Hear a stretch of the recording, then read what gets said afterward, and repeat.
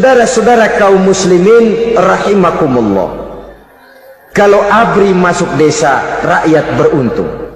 Kalau jaksa masuk desa, rakyat bahagia.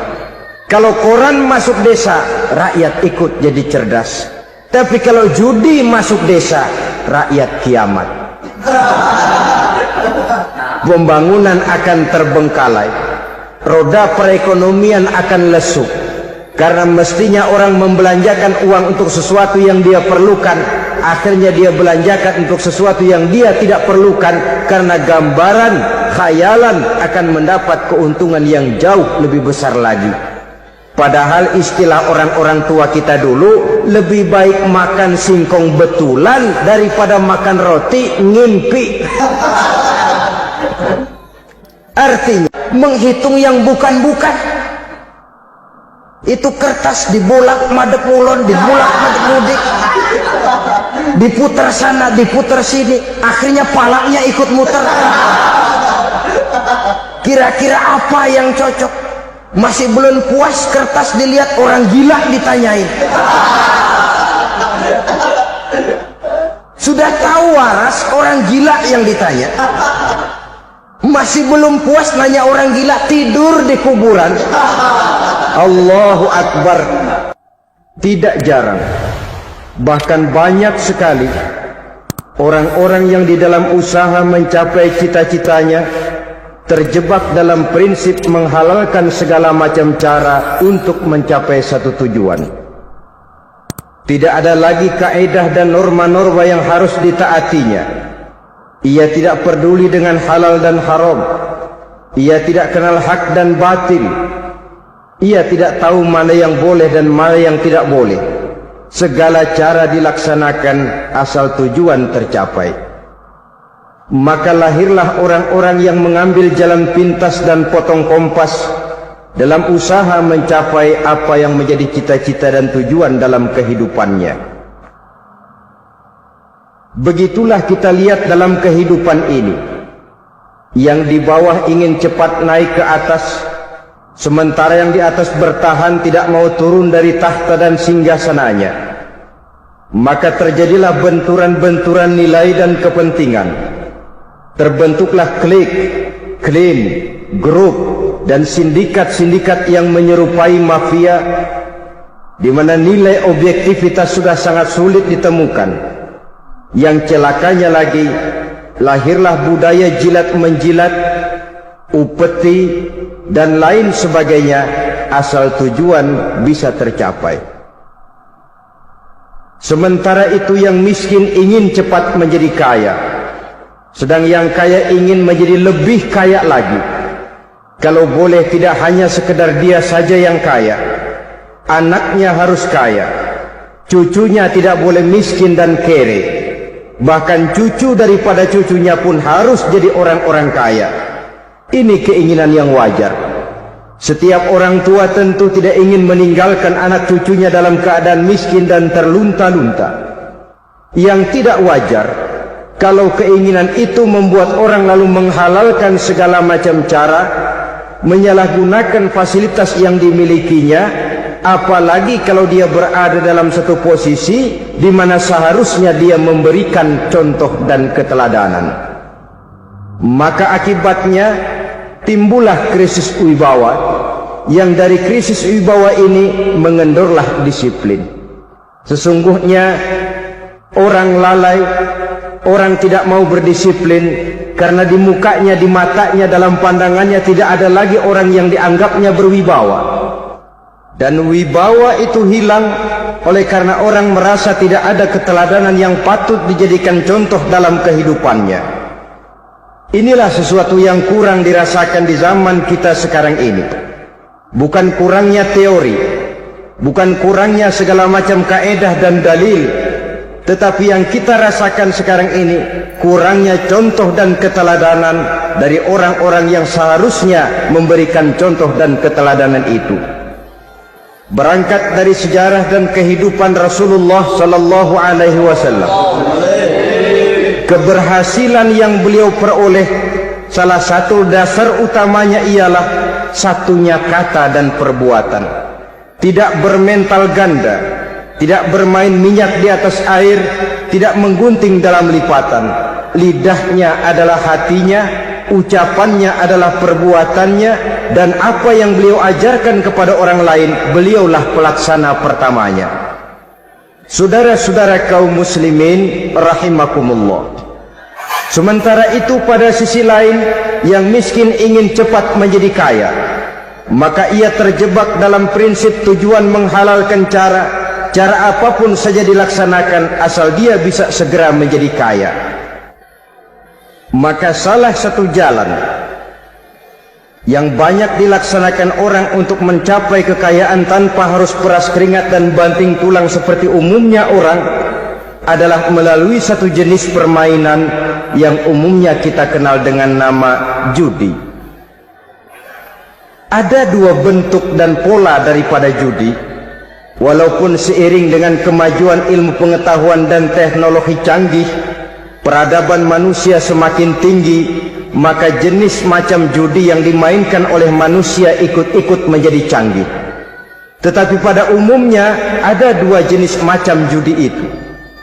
Pertama, ada judi yang dilakukan secara langsung, dalam arti seorang petaruh berhadapan dengan bandar atau orang berhadapan dengan orang. Dari judi yang dilaksanakan secara langsung ini, efek negatif yang segera bisa kita lihat dengan nyata. Pertama, timbulnya rasa dendam dan permusuhan. Walaupun orang nampak duduk berhadap-hadapan, walaupun kelihatannya mereka tertawa satu sama lain, tapi yakinlah itu cuma sekedar kulit saja. Pikiran yang ada dalam benak tiap-tiap orang yang terlibat dalam perjudian tidak lain ialah bagaimana saya bisa mengalahkan lawan main saya. Akibatnya tentu bisa kita pastikan akan timbullah dendam dan permusuhan bagi yang kalah, akan timbullah rasa sombong dan menganggap remeh orang lain bagi yang menang. Yang kedua, lalainya orang kepada apa yang menjadi tanggung jawab dan kewajibannya. Orang bisa lupa kepada anak dan istri. Kalau kepada anak dan istri saja sudah bisa lupa, apalagi kepada yang lain. Sebab anak dan istri memang merupakan bagian daripada kehidupan kita. Konon lagi saudara, konon lagi keluarga yang lain, anak istri saja bisa terlupakan oleh penyakit dan permainan yang bernama judi ini. Yang ketiga, hilangnya rasa sayang kepada harta. Harta yang didapatnya dengan peras keringat dan banting tulang. Mungkin pergi pagi dan pulang sore. Setibanya dia di meja judi, apalagi uang tadi sudah bertukar dengan dalam bentuk koin, maka rasa sayang kepada harta itu tidak akan pernah ada lagi. Tetapi saudara-saudara, bagaimanapun juga, judi dalam artian langsung semacam ini hanya melibatkan orang-orang tertentu. Artinya selektif. Ada judi yang lebih berbahaya daripada jenis ini, perjudian massal. Taruhlah roulette dan kasino itu judi. Tetapi judi jenis roulette dan kasino ini bahayanya hanya untuk orang-orang tertentu yang memang sudah mapan, kelompok elit. Masa iya bocah angon di kampung main roulette? Apa ia yang tinggal di pinggir kali kenal kasino? Ya entahlah kalau kasino Prambos ya. Dari judi massal semacam ini lahirlah penyakit yang dinamakan tulul amal. Tulul amal, orang yang terlalu panjang angan-angan. Bukan tidak boleh orang bercita-cita, sebab cita-cita itu perlu.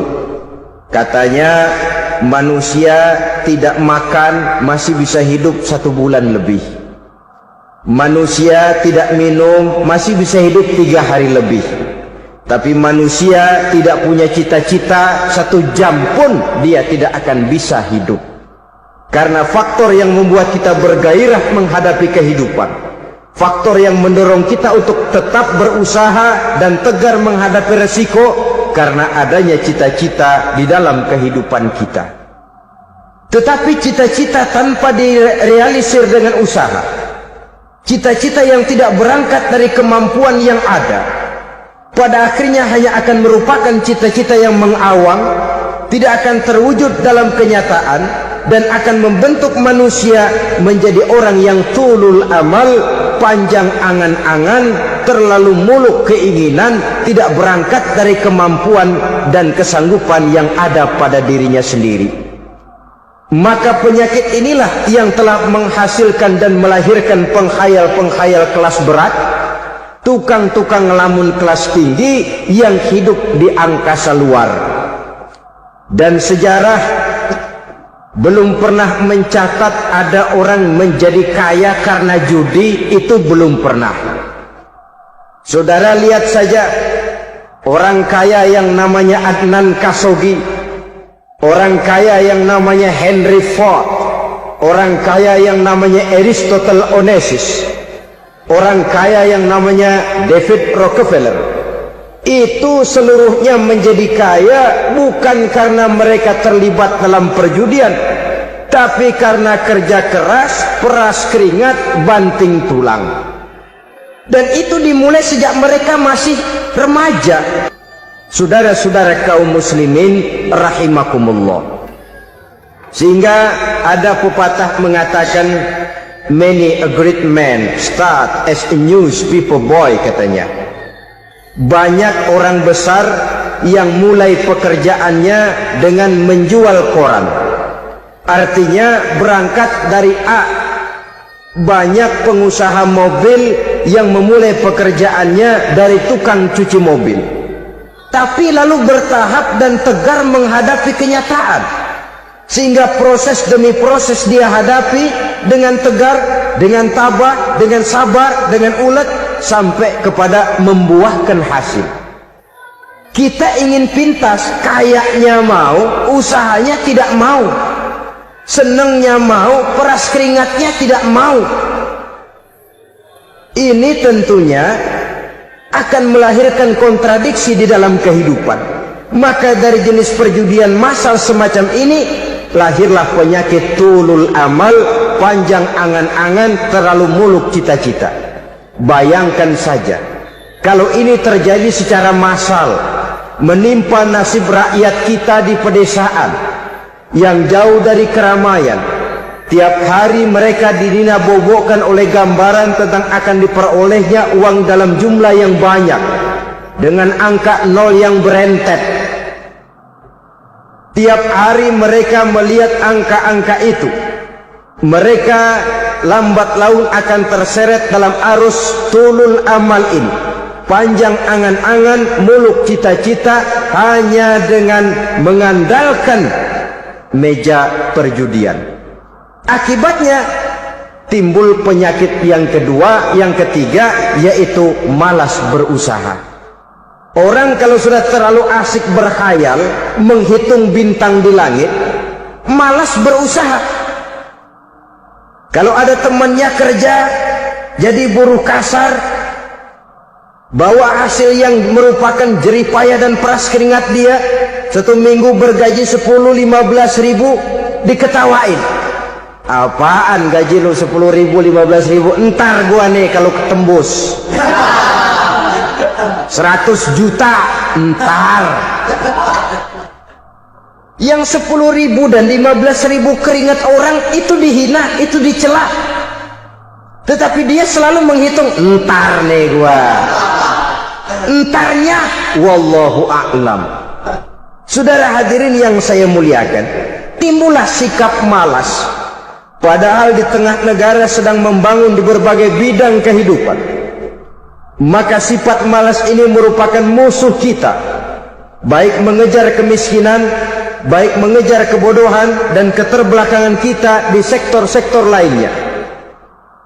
Alangkah akan terganggunya roda pembangunan di negara kita ini jikalau sebagian besar rakyat dihinggapi oleh penyakit malas, yang malas ini dilatar belakangi oleh penyakit tulul amal, terlalu muluk angan-angan, yang angan-angan ini dinina-bobokkan oleh keinginan untuk mendapatkan untung yang besar tanpa peras keringat dan banting tulang. Sasaran yang lebih jauh Dan ini yang paling kita khawatirkan, hancurnya kubu-kubu pertahanan moral daripada bangsa kita. Kita sependapat bahwa lebih penting daripada membangun jembatan adalah membangun manusia yang membangun jembatan. Bahwa lebih penting daripada mengaspal jalan raya adalah membangun mental manusia yang melaksanakan pengaspalan itu. Dengan kata lain, membangun dan mempersiapkan manusia pembangunan. Tanpa itu, maka saya merasa khawatir kalau nanti kita tidak akan sampai kepada target yang kita harapkan oleh karena kandas di tengah jalan. Saudara-saudara kaum muslimin rahimakumullah, Islam sebagai agama yang mengajarkan manusia untuk berusaha dan mengeluarkan segala kemampuan untuk melaksanakan segala usahanya itu, sangat membenci sifat malas, sangat membenci sifat tulul amal atau panjang angan-angan. Dan oleh karena judi melahirkan dua sifat itu, Islam sangat menganjurkan pengikutnya untuk menjauhi segala macam jenis perjudian, baik yang terang-terangan maupun yang dilakukan secara samar-samar, tidak ketara, judi canggih sesuai dengan canggihnya teknologi daripada manusia itu sendiri. Ini adalah penyakit yang meracuni masyarakat manusia dari sejak berpribadi, bertetangga, berumah tangga, sampai kepada berbangsa dan bernegara. Dan kasus-kasus yang timbul sudah cukup banyak, yang tidak mungkin lagi kita katakan hanya sekedar bersifat kasuistis, bersifat kasus-kasus kecil saja. Sebelum riaknya naik ke permukaan, marilah kita membuat benteng untuk masing-masing pribadi muslim memelihara dan menjaga diri, jangan terseret dalam permainan yang bernama judi, apapun bentuknya, bagaimanapun cara dan ragamnya. Karena jelas bahayanya lebih besar daripada manfaatnya. Taruhlah kita barangkali kemarin-marin hanyut dalam arus perjudian, tetapi hendaknya kita bisa mengambil pelajaran bahwa seorang mukmin adalah seorang yang apabila dia melakukan kesalahan, dia segera sadar, dijadikannya pelajaran untuk tidak diulanginya lagi pada masa-masa yang akan datang. Dengan sikap semacam itu, kita tidak lagi akan mengulangi kesalahan-kesalahan lama, dan grafik kehidupan kita dari hari ke hari akan makin menunjukkan hal-hal yang baik dan positif adanya. Saudara-saudara kaum muslimin rahimakumullah, kalau ABRI masuk desa, rakyat beruntung. Kalau jaksa masuk desa, rakyat bahagia. Kalau koran masuk desa, rakyat ikut jadi cerdas. Tapi kalau judi masuk desa, rakyat kiamat. Pembangunan akan terbengkalai, roda perekonomian akan lesu. Karena mestinya orang membelanjakan uang untuk sesuatu yang dia perlukan, akhirnya dia belanjakan untuk sesuatu yang dia tidak perlukan, karena gambaran, khayalan akan mendapat keuntungan yang jauh lebih besar lagi. Padahal istilah orang-orang tua kita dulu, lebih baik makan singkong betulan daripada makan roti ngimpi. Artinya uang yang 1.000-2.000 rupiah itu lebih baik dibelikan beras, dimasak, makan bersama anak dan istri, terasa nikmat dan halalnya, ketimbang beli kertas lalu ngelamun, menghayal, menghitung yang bukan-bukan. Itu kertas dibolak madep ulon, dibolak madep mudik, diputar sana, diputar sini, akhirnya palanya ikut muter. Kira-kira apa yang cocok? Masih belum puas kertas dilihat, orang gila ditanyain. Sudah tahu waras, orang gila yang ditanya. Masih belum puas nanya orang gila, tidur di kuburan. Allahu Akbar. Padahal di rumahnya tempat tidurnya empuk, anget, nggak ada nyamuk. Kuburan, tidur di kuburan. Dampak-dampak negatif yang semacam ini pada gilirannya mau atau tidak mau akan menyeberang kepada garis akidah, membahayakan dan mengancam nilai-nilai tauhid yang kita miliki. Sudah kertas dibolak-balik, tidak puas, orang gila ditanya. Orang gila ditanya belum maram, tidur di kuburan. Barangkali ada bisikan. Saudara hadirin yang saya muliakan, memang walaupun wahyu sudah berhenti, tapi Allah masih memberikan ilham kepada hamba-hambanya yang dikehendakinya. Tetapi ilham itu bentuknya positif. Kalau saudara pagi-pagi berniat, tahu-tahu datang pikiran nanti malam mau ngaji, itu namanya ilham. Kalau saudara sedang merenung, tahu-tahu datang pikiran, saya mau sedekah, itu namanya ilham, bentuknya positif. Tapi kalau ngelamun, tahu-tahu datang pikiran nomor sekian sekian sekian pasang, itu bukan ilham, itu belis. Saudara hadirin yang saya muliakan, tidak puas tidur di kuburan, cari yang lebih paten lagi, dukun ditanya.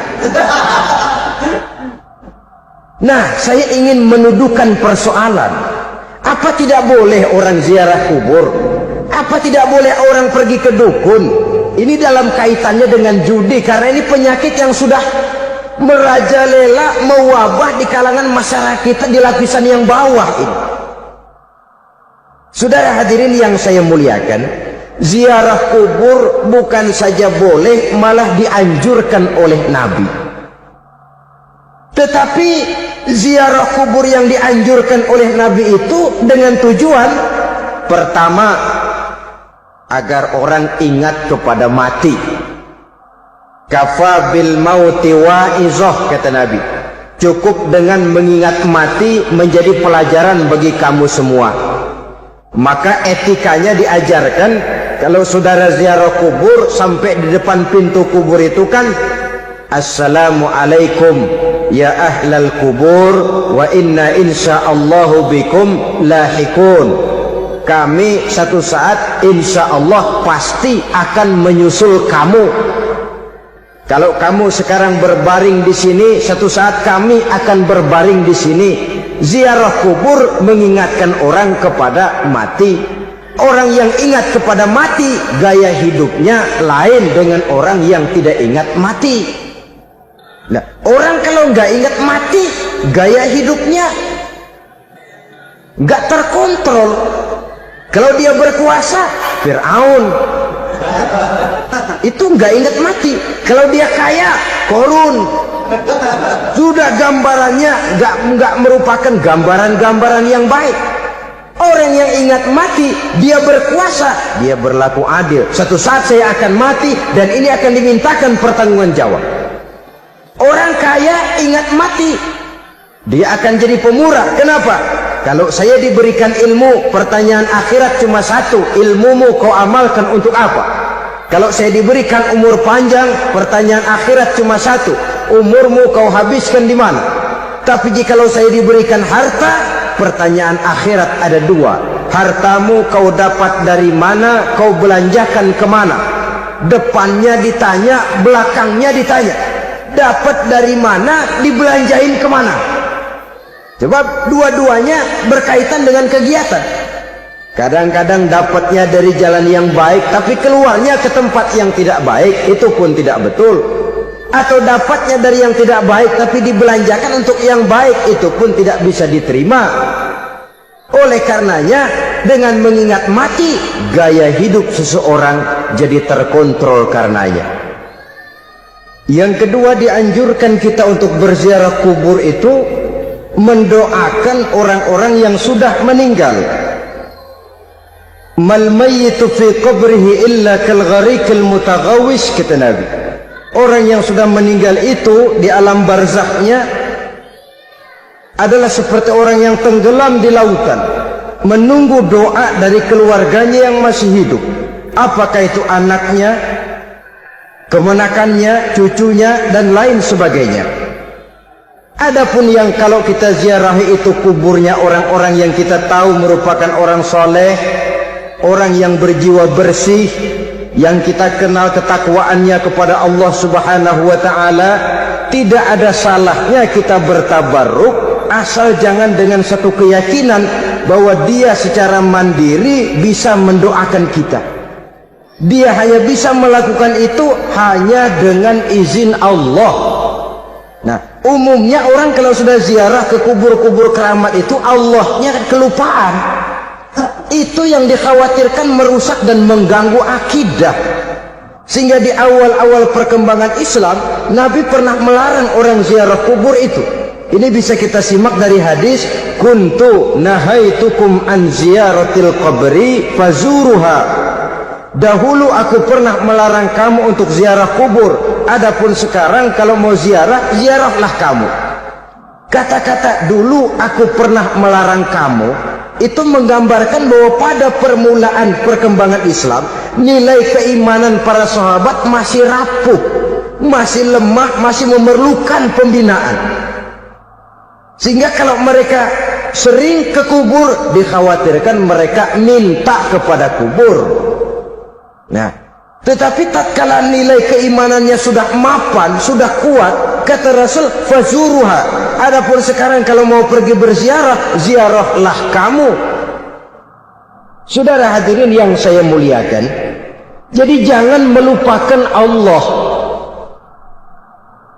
Saya bisa saja berkata, kalau saya misalnya pakai cincin, lalu saya bilang, saya sejak pakai cincin ini, jangan anak gadis, nenek-nenek melihat saya lemes. Atau sejak pakai cincin ini, dagangan laris bener. Cincin itu yang menggelincirkan akidah. Untuk tidak tergelincir, orang harus tidak melupakan Allah. Dia bisa berkata, alhamdulillah, Allah memberikan keistimewaan kepada batu cincin saya. Batu cincinnya tidak apa-apa, Allah yang memberikan keistimewaan. Ini dalam bentuk yang langsung. Dalam bentuk yang tidak langsung kita bisa lihat, misalnya kalau petani ditanya, ini bisa panen besar ini rahasianya apa, Pak? Oh, pupuk urea, pupuk urea. Nah, Allah nomor 16. Seorang petani yang baik keimanannya, dia akan berkata, kami bisa panen besar karena izin Allah. Lah, kalau pupuknya mah pakai pupuk urea, izin Allahnya dahulu, baru kemudian pupuknya nyusul. Jadi sebenarnya bukan cuma pergi ke dukun yang bisa merusak keimanan, pergi ke dokter juga bisa loh merusak keimanan. Kalau berkeyakinan bahwa dokter itulah yang memberikan sembuh, kenapa akidah saudara tidak tergelincir karenanya? Dokter hanya memberikan obat dan resep, sembuh itu datangnya dari Allah.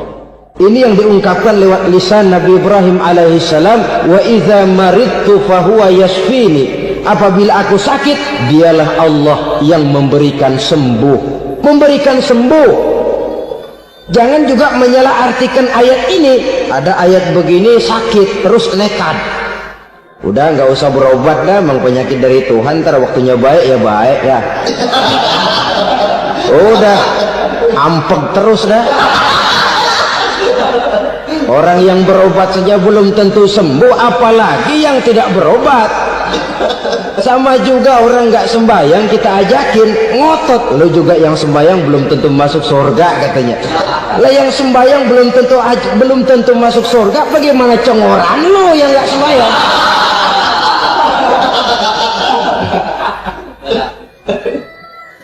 Saudara hadirin yang saya muliakan, kaum muslimin yang berbahagia. Jadi dengan demikian, maka jangan menghilangkan Allah. Kita, ajaran pokok dalam Islam adalah ajaran tentang tauhid. Nah, tauhid ini menyangkut mengesahkan Allah, baik di dalam zatnya, baik di dalam sifatnya, baik dalam perbuatannya, baik di dalam beribadah kepadanya. Tauhid dalam ibadah itu ada. Tauhid dalam zat artinya zat Allah itu tidak tersusun, tidak terdiri dari bagian-bagian yang bisa dipecah-pecah. Ya seperti kita ini kan ada kepala, ada kaki, ada tangan. Allah tidak tersusun zatnya dari bagian-bagian. Esa zatnya tidak bisa dibagi-bagi. Esa sifatnya artinya Allah itu sifatnya tidak pernah berubah. Sejak dahulu sampai sekarang Allah itu cinta kepada orang beriman yang melakukan kebaikan. Dan Allah benci kepada orang kufur yang melakukan kejahatan. Mustahil satu saat Allah berubah. Orang kufur yang berbuat kejahatan didemenin, orang mukmin yang berbuat kebaikan dikeselin. Misalnya tahun 2000 Tuhan giliran jengkel sama orang mukmin. Itu mustahil. Dia esa di dalam sifatnya. Lain dengan sifat kita manusia. Sifat kita ini kan relatif. Ada saatnya kita senang, lain saat yang kita senang betul kita caci maki. Hari ini kita caci maki, besok kita puji. Lihat teman kaya, habis kita omongin, boleh jadi dia kaya. Kenapa? Dukunnya 36. Begitu kita habis caci maki begitu, dia datang ngasih duit sama kita. Cacian itu bisa berubah menjadi pujian. Lu ya emang bukan main dah. Sifat kita itu relatif, bisa terpengaruh oleh situasi dan kondisi. Saudara hadirin yang saya hormati, kaum muslimin yang berbahagia, Allah juga esa di dalam perbuatannya. Artinya di dalam menciptakan apapun yang akan diciptakan oleh Allah, di dalam melakukan apapun yang akan dilakukan oleh Allah, tidak terikat kepada faktor lain, tidak memerlukan bantuan lain. Dia adalah mutlak. Nah, kemudian kita mengesahkan Allah dalam zatnya, mengesahkan Allah dalam sifatnya, mengesahkan Allah dalam perbuatannya. Belum tentu berarti kita mengesahkan Allah dalam ibadahnya. Sebab banyak orang yang yakin betul Allah itu esa, teguh dengan pendiriannya. Tuhan lu siapa? Allah. Allah bagaimana? Esa. Bagaimana kalau dua? Kagak. Tiga? Enggak. Mantap. Soal tahlil paten. Tapi dalam ibadah kadang-kadang dia tidak mentauhidkan Allah. Ini makna wa ma umiru illa liya'budullaha mukhlisin. Kami tidak memerintahkan kepadamu kecuali untuk beribadah kepadaku, kata Allah, dengan ikhlas. Beribadah kepada Allah dengan ikhlas itu artinya apa? Beribadah hanya untuk Allah saja. Nah, kalau hanya untuk Allah saja, lalu kita minta berdoa di depan kuburan orang yang soleh, apa syirik? Tidak syirik. Kalau kita berkeyakinan bahwa orang tempat kita memanjatkan doa itu hanya bisa mendoakan kita dengan izin Allah. Dia sendiri tidak punya kekuasaan apa-apa. Tanpa izin Allah dia tidak bisa berbuat apa-apa. Itu tidak menyebabkan orang menjadi syirik. Sama saja dengan kalau saya berkata tadi, alhamdulillah Allah telah memberikan keistimewaan kepada batu cincin saya. Apa salahnya Allah memberikan keistimewaan kepada benda-benda mati? Allah memberikan keistimewaan kepada Hajar Aswad, benda mati. Allah memberikan keistimewaan kepada Masjidil Haram, benda mati. Allah memberikan keistimewaan kepada Ka'bah, benda mati. Orang tawaf keliling Ka'bah, sembahyang di Masjidil Haram, sujud menghadap kepada Ka'bah. Apakah jadi syirik? Tidak. Kita tidak menyembah Ka'bahnya, kita menyembah yang punya Ka'bah itu. Nah, di sini kita lihat bahwa fungsi Ka'bah hanya merupakan wasilah. Tapi kalau Allahnya kita hilangkan, jadilah kita penyembah batu. Hanya saja batu itu berbentuk 4 bernama Ka'bah. Sa'i, orang yang melaksanakan haji, lari-lari antara Safa dan Marwah, amalan apa itu? Seakan-akan kita menghormati bukit-bukit, gunung-gunung. Tapi bukan itu yang kita tuju dalam pelaksanaan sa'i itu. Yang kita tuju adalah ini perintah Allah. Allahnya yang diutamakan. Maka hal semacam ini tidak menyebabkan orang menjadi syirik dan tergelincir dari tauhid. Tapi kalau ziarah kubur dengan niat cari buntutan, cari nomor yang cocok, ini niatnya saja sudah salah. Nah, kalau berangkat dengan niat yang salah, sampai di sana saya yakin, seyakin-yakinnya amalannya pasti salah. Nah, kubur yang diziarahin bukan kubur orang soleh. Yang mana ada orang soleh ngasih kode buntut. Ada juga orang salah, bukan orang soleh itu. Kadang-kadang dia nggak tahu kuburan siapa, nongkrong aja di situ. Memang sulit, saudara-saudara, mental ya, namanya mental. Kalau memang mental sudah mental judi, apa saja bisa dijudiin. Jadi orang nggak perlu sebenarnya pemerintah terlalu gini, nggak usah, kembali saja kepada mental. Kalau mental memang sudah mental judi, apaan aja bisa dijudiin.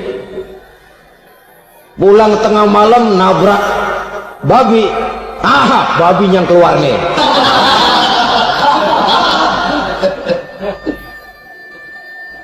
Mobil lewat, nomornya bisa dijudiin. Bajai lewat, bajai bisa dijudiin. Mental. Kalau memang mental sudah mental judi, apapun saja bisa dijudikan. Saudara hadirin yang saya muliakan, lalu bagaimana dengan dukun?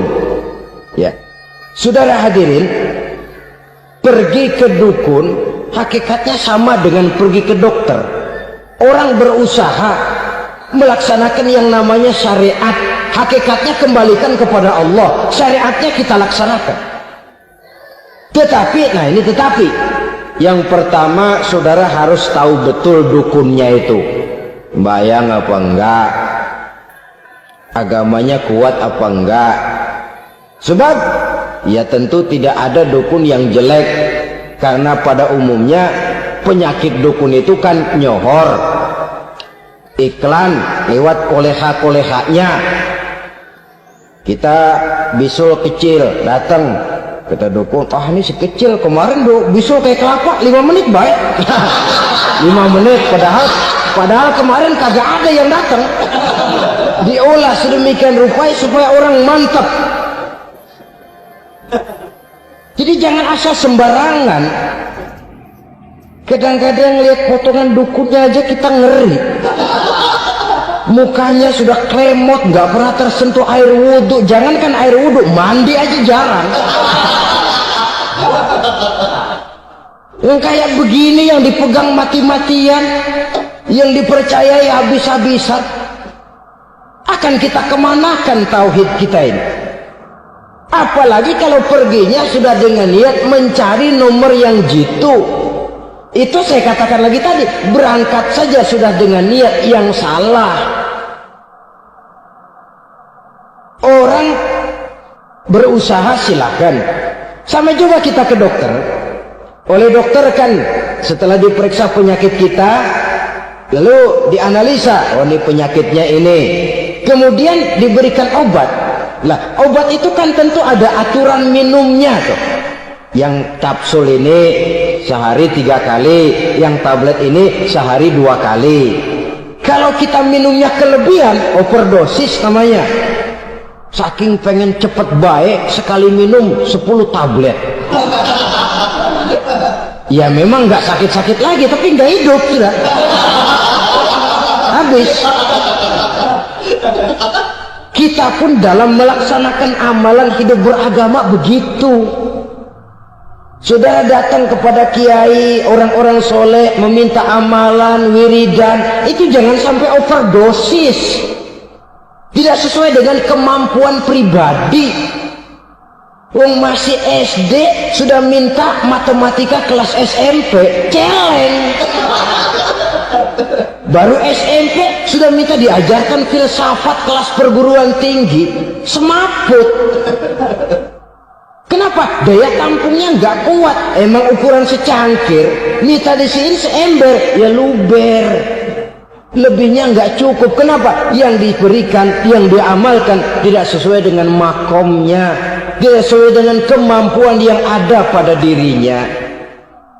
Saudara hadirin yang saya muliakan, akhirnya apa? Mencelakakan dirinya sendiri, ngawur. Baru sembahyang seminggu udah ngaku ketemu malaikat. Oh, sembahyang ditemenin malaikat lah, sembahyang baru seminggu mulai. Itu malaikat iseng amat.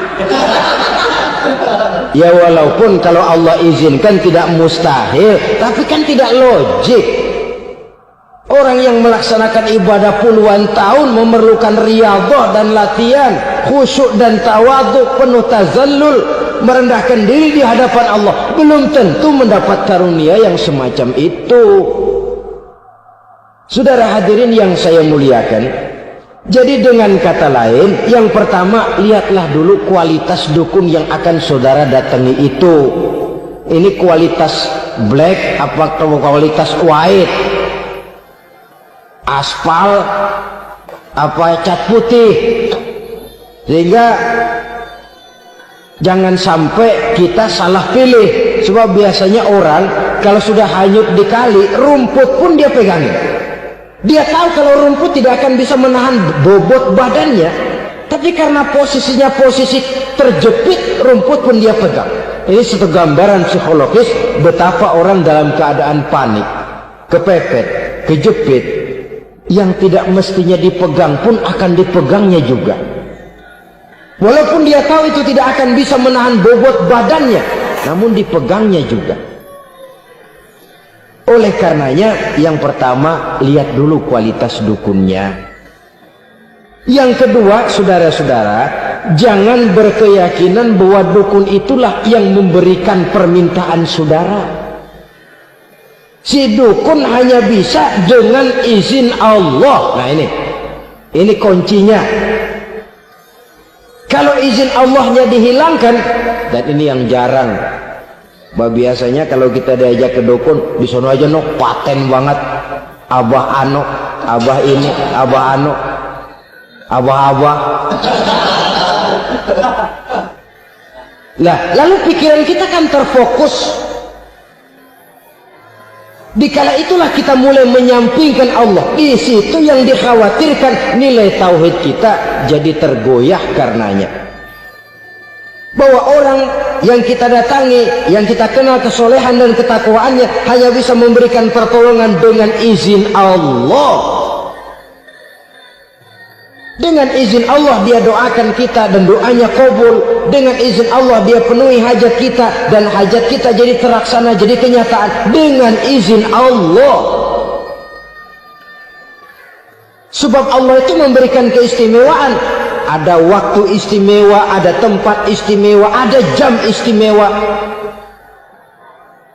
Kenapa sih sedekah hari Jumat dengan sedekah hari Kamis pahalanya kok lebih besar hari Jumat? Karena itu waktu istimewa. Kenapa untuk sembahyang sunnah dianjurkan sepertiga malam yang terakhir? Karena itu waktu istimewa. Kenapa doa di Multazam, di dekat Hajar Aswad, di Hijr Ismail, di Raudhah dikabulkan Allah? Karena itu tempat istimewa. Memang kadang-kadang ada orang berkata, kalau mau berdoa kenapa mesti di kuburan wali? Di rumah juga berdoa, Tuhan dengar. Betul, Tuhan dengar, bahkan tidak berdoa pun Allah tahu isi hati kita. Tapi soal dikabulkan atau tidak, itu hak Allah. Dan Allah memberikan fasilitas kepada tempat-tempat tertentu dan istimewa. Dan itu diajarkan oleh Nabi.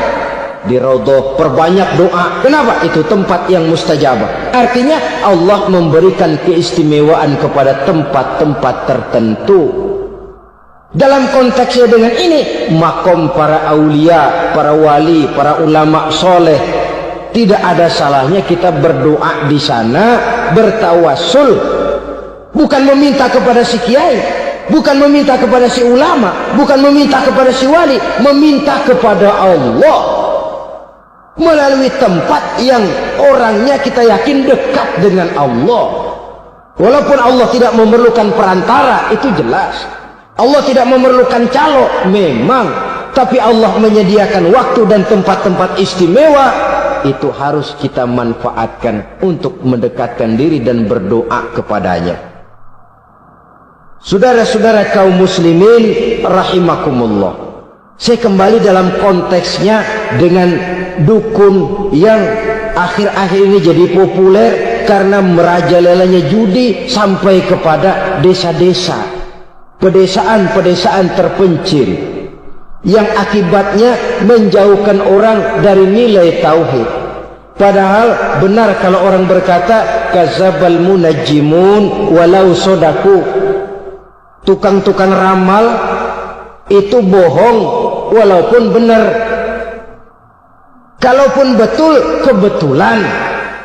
Itu maksudnya bohong walaupun betul, betulnya betul kebetulan.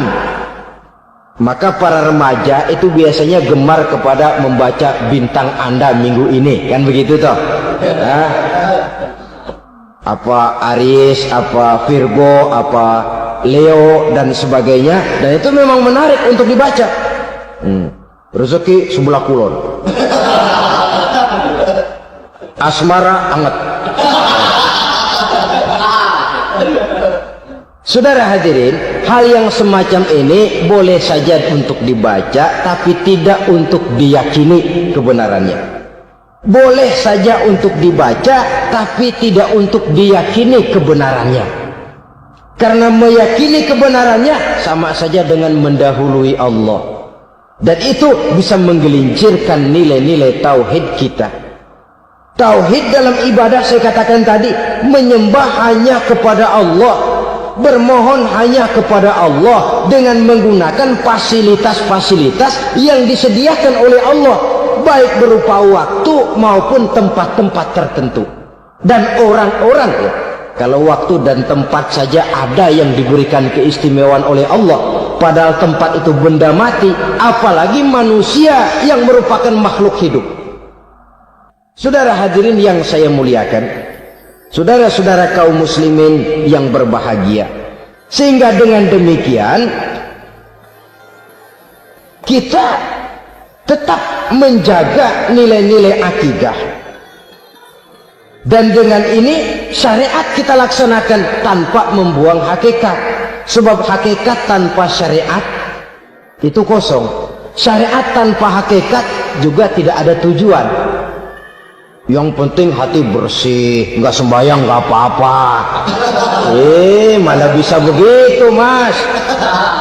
Kalau memang hati bersih nggak usah sembahyang nggak apa-apa. Nabi Muhammad dulu berhenti dong sembahyang. Sebab beliau orang yang hatinya paling bersih. Nah, orang yang hatinya paling bersih saja sembahyang yang nggak berhenti, masa kita lalu mau berhenti? Yang penting kan kita bisa dekat dengan Allah melalui perasaan, banyak-banyak ingat. Apa itu sembahyang? Macam-macam. Itu hakikat saja tanpa syariat, ia tidak bisa. Syariat saja tanpa hakikat juga gerak lahir yang tanpa roh namanya. Kita melakukan sholat tapi kita tidak tahu untuk apa kita sholat dan kenapa kita sholat dan siapa yang kita sembah di dalam kita sholat. Sehingga dengan demikian keduanya tidak bisa terpisahkan satu sama lain, seperti halnya kulit dan isi. Barangkali pernah saya ingatkan, kulit penting, isi pun juga penting. Hakikat penting, syariat juga penting. Dan kita jangan salah mengartikan, terjebak dalam ucapan-ucapan yang masih memerlukan penafsiran, sehingga lalu kita cenderung mendiskreditkan dan menjelekkan para wali. Misalnya ada ucapannya Syekh Abdul Qadir Jailani yang berkata begini, barang siapa yang masuk ke rumahku lalu ia memakan makananku, maka ia akan masuk surga. Ini kalau ucapan ini dipahami secara apa adanya, ya jelas orang bisa tergelincir. Tapi kalau ditafsirkan secara betul, siapa yang masuk ke dalam rumahku? Di mana rumah Syekh Abdul Qadir? Di mana umumnya rumah para wali? Di masjid. Jadi siapa yang masuk ke dalam rumahku? Masjid. Nah kalau sudah di dalam masjid, makanannya apa? Getuk. Tentu saja tidak. Kalau sudah di masjid itu ya makanannya ya wirid, zikir, tahajud, baca Quran, paling kurang iktikaf. Jadi siapa yang masuk ke masjid lalu dia sujud, wirid, zikir, ya jelas saja surga. Jangan membaca ucapan ini dan terus rame-rame nyari bekas rumah Syekh Abdul Qadir. Rame-rame masuk ya rumah kecil. Saudara hadirin, kita terlalu terpaku kepada materi ucapan dan melupakan filsafat daripada ucapan itu sendiri. Dalam kondisi yang sedemikian, sangat boleh jadi orang lalu tergelincir karenanya. Oleh karena itulah saudara-saudara, saya kembali kepada satu prinsip. Bahwa sebenarnya dengan tidak perlu menyalahkan pihak-pihak lain, mari kita kembali kepada sikap mental kita sebagai muslim. Kalau mental memang sudah mental penjudi, apapun bisa dijudikan. Tapi kalau mental itu tidak ada, walaupun di kiri kanan dan depan belakang banyak dibuka tempat-tempat perjudian, saya yakin kita akan mampu menahan dan menjaga diri. Sikap mental inilah yang memerlukan pembinaan dari kita semua. Sehingga dengan demikian kita akan menjadi pribadi-pribadi yang bisa bertahan dari segala gempuran-gempuran yang datang dari luar karena adanya prinsip ketahanan mental itu tadi. Sekali lagi saya ingatkan bahwa judi selamanya tidak akan pernah mendatangkan kebahagiaan. Judi tidak akan membuat orang menjadi kaya. Judi tidak akan membuat orang makin akrab berteman dan bersaudara.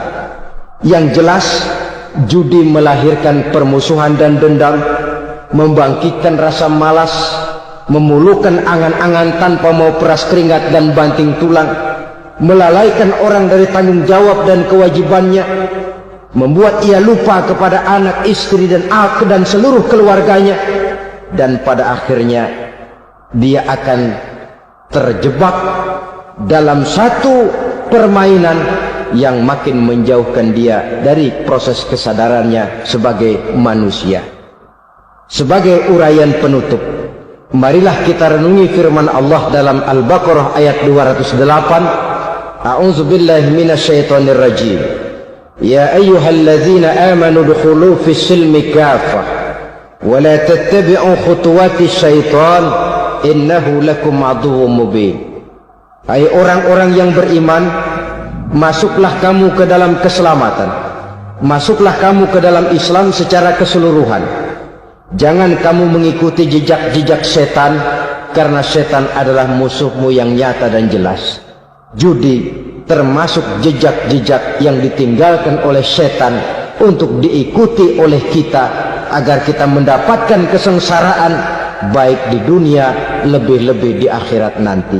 Semoga Allah selamatkan kita, Allah selamatkan seluruh bangsa kita dari penyakit-penyakit judi yang melahirkan efek-efek negatif dalam kehidupan. Terima kasih atas perhatian saudara. Mohon maaf. Di dalam kehidupan kita sebagai seorang muslim, minimal 5 kali dalam sehari semalam kita mendengar seruan untuk mendirikan solat yang disebut azan. Ada kalimat menarik di dalam kalimat azan itu, yakni seruan hayya 'alal falah, marilah menuju kepada keberuntungan, marilah meraih kemenangan. Seruan ini adalah kecenderungan dari setiap manusia, apapun warna kulitnya. Artinya, setiap orang dalam hidup selalu ingin meraih dan mencari kemenangan. Kemenangan akan melahirkan kepuasan batin, dan kepuasan batin memberikan kebahagiaan.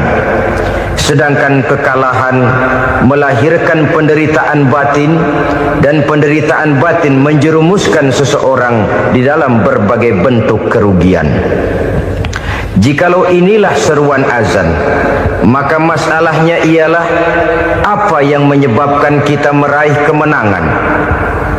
Al-Quranul Karim memberikan tuntunan dan ajaran kepada kita bahwa orang-orang yang memperoleh kemenangan itu tidak lain adalah orang-orang yang bertakwa. Hanyalah mereka yang bertakwa kepada Allah Subhanahu wa taala pada akhirnya akan tampil sebagai pemenang. Lalu siapa orang yang bertakwa itu? Dijelaskan dalam awal-awal Al-Baqarah, orang yang bertakwa yang akan meraih kemenangan.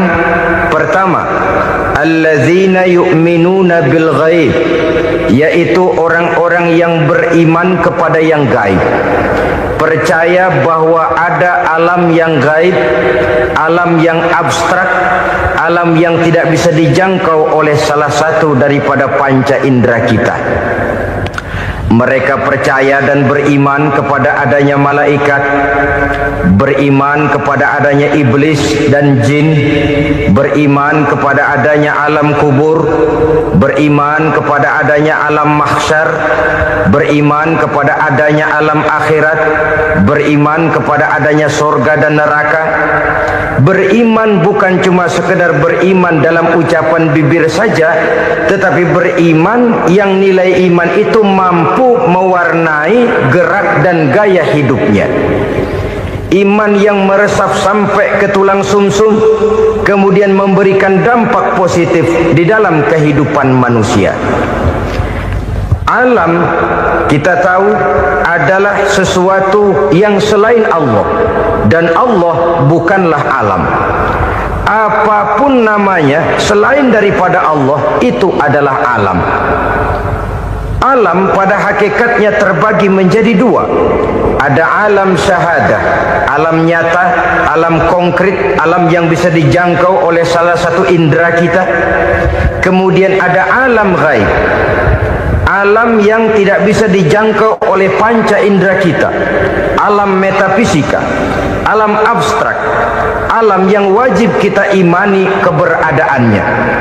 Kita percaya bahwa malaikat itu ada, kita percaya kepada jin, bahwa jin itu ada, kita percaya kepada adanya iblis dan setan. Bukan percaya kepada iblis dan setannya, percaya bahwa iblis dan setan itu ada. Itu termasuk salah satu daripada sifat orang yang bertakwa kepada Allah. Saudara-saudara kaum muslimin rahimakumullah, kecenderungan pembangunan yang lebih bersifat materialistis biasanya menggeser aspek kehidupan rohani. Orang berpikir empiri, dan dalam pola pikir yang demikian, maka alam gaib tidak lagi mendapat perhatian. Aspek kehidupan yang bersifat rohaniah malah mulai ditinggalkan. Akibatnya terjadilah kepincangan di dalam kehidupan kita. Pernah ada satu pengalaman pribadi. Dalam perjalanan kembali ke tanah air, dalam pesawat di sebelah kanan saya duduklah seorang Jerman namanya Heiner Simonsen. Iseng saya ajak kenalan, saya ajak ngobrol, saya tanya dia. Saya bilang, Mas Heiner ini, kalau pesawat yang kita tumpangi ini jatuh ke bawah, kira-kira apa yang bakal terjadi, Mas? Dia bilang, kita semua akan mati. Begitu? Iya.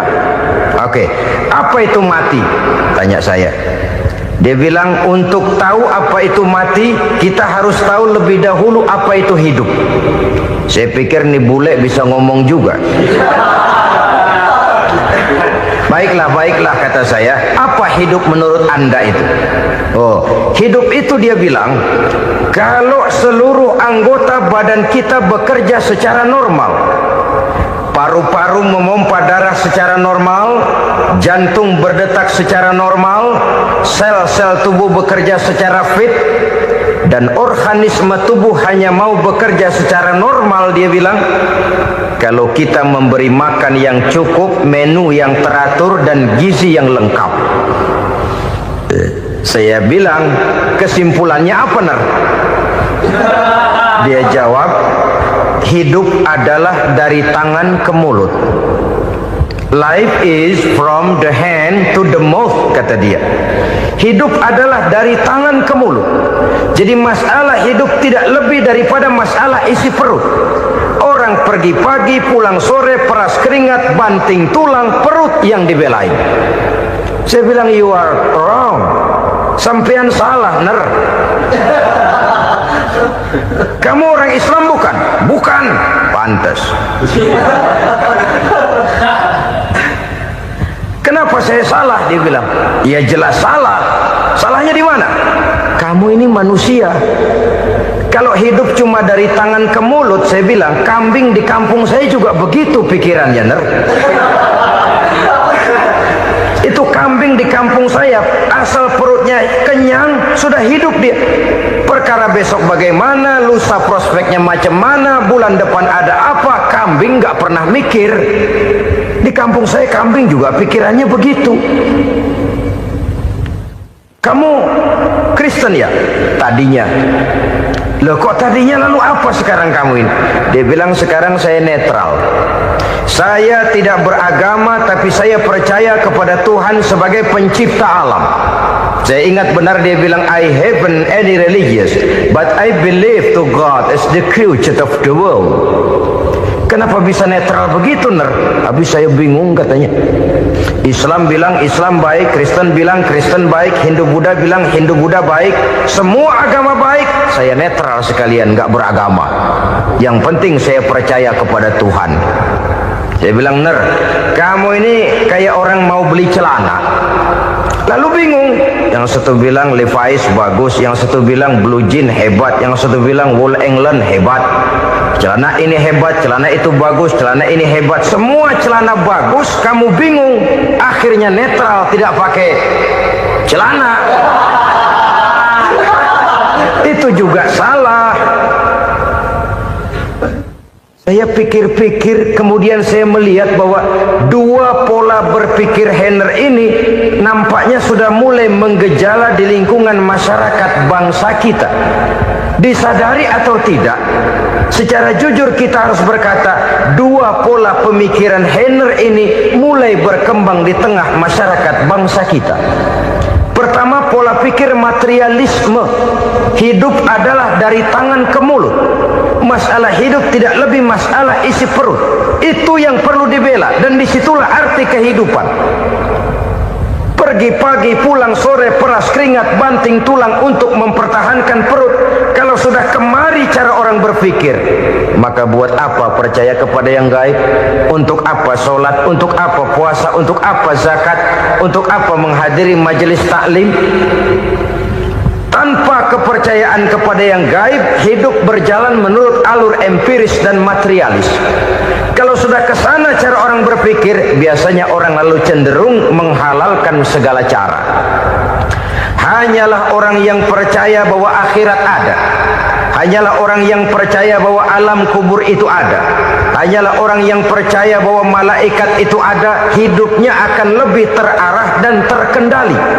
Karena kepercayaan kepada yang gaib, yang merupakan fase daripada kehidupan setelah hidup yang sekarang ini, mewarnai gerak pribadi seseorang di dalam dia melakukan kegiatan hidupnya. Pola berpikir materialisme, disadari atau tidak, mulai menggejala di lingkungan masyarakat bangsa kita. Hidup tidak lebih dari urusan tangan ke mulut, mulut ke tangan, tangan ke mulut. Asal perut sudah kenyang, hiduplah sudah. Perkara bagaimana prospek hari yang akan datang, bagaimana akhirat, tidak jadi persoalan. Ini yang oleh Nabi diperingatkan, ad-dunya sijnul mu'min wa jannatul kafir. Dunia adalah penjara bagi orang beriman dan surga bagi orang kafir. Dulu di zaman Belanda, hadis ini pernah disalah tafsirkan, disalah artikan, digunakan sebagai senjata untuk mengkebiri dan membuat impoten umat Islam. Sudahlah umat Islam gak usah macam-macam, kata Belanda. Dunia ini kan penjara buat orang Islam, surga buat orang kafir. Di penjara jangan bertingkah.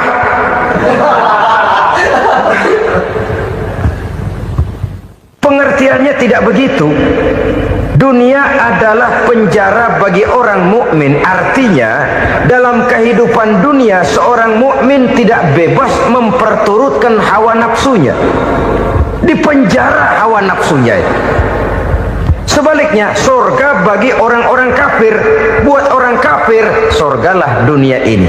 Mereka bebas memperturutkan hawa nafsunya, dilarang tidak terlarang, dicegah pun tidak tercegah. Mereka hidup menurut alur bisikan nafsu mereka sendiri. Kemudian bila ajal datang, maut merenggut nyawa, selesailah surganya sampai di situ. Maka bagi orang-orang yang tidak percaya kepada adanya akhirat, kepada adanya alam gaib, surganya sebatas umurnya. Sekali lagi, surganya sebatas umurnya. Bila umur selesai, ajal pun datang merenggut nyawa, selesailah sudah surganya sampai di situ.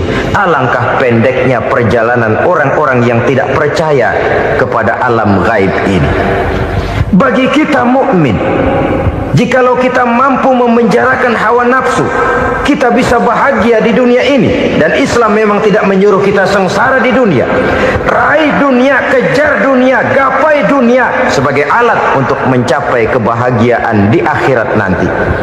Hidup adalah satu perjalanan panjang yang terbentang sejak kita terlahir dari alam rahim sampai kepada alam akhirat nanti. Andai kata kita gagal meraih kebahagiaan di dunia, toh kita masih punya akhirat. Tapi jangan jadi dalil yang melemahkan semangat. Biarin dah kita di dunia kebelangsak, yang penting akhirat. Akhirnya dunia benar-benar kebelangsak. Bagaimana dunia ini bisa kita raih, dan bagaimana meraih dunia untuk menunjang kepentingan akhirat nanti. Yang kedua, dari pikiran Heiner yang saya lihat menggejala di lingkungan masyarakat bangsa kita, timbulnya manusia-manusia netral. Seolah-olah Tuhan yes, agama no. Sama Tuhan percaya, agama ogah. Tuhan ngangguk, giliran agama godeng.